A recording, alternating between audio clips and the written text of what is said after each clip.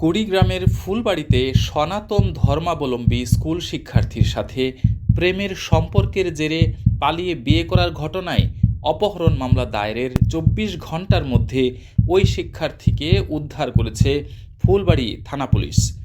এ সময় প্রেমিক আলিনুর রহমানকে আটক করা হয়েছে। বৃহস্পতিবার রাতে জেলার নাগেশ্বরী উপজেলা থেকে তাদের উদ্ধার করা হয়। শুক্রবার সকালে পুলিশ উদ্ধারকৃত কিশোরী এবং আটককৃত যুবককে Kurigram senior judicial magistrate Farhana খানের আদালতে হাজির করেন ও জবানবন্দি গ্রহণ করেন।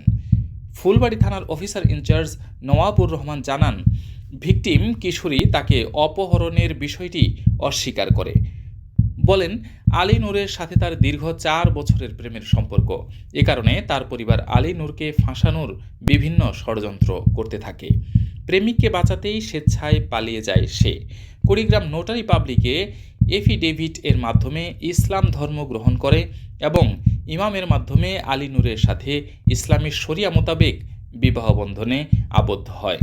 অফিসার ইনচার্জ আরও জানান, যেহেতু ভিকটিমের বয়স কম, সেহেতু বিজ্ঞ আদালত তাকে তার পিতার জিম্মায় পাঠাতে চাইলে ভিকটিম যেতে অস্বীকৃতি জানানোয় বিজ্ঞ আদালত তাকে রাজশাহী শিশু সংশোধনাগারে প্রেরণ করেন ও প্রেমিক আলী নূরকে জেল হাজতে পাঠানোর নির্দেশ দিয়েছেন।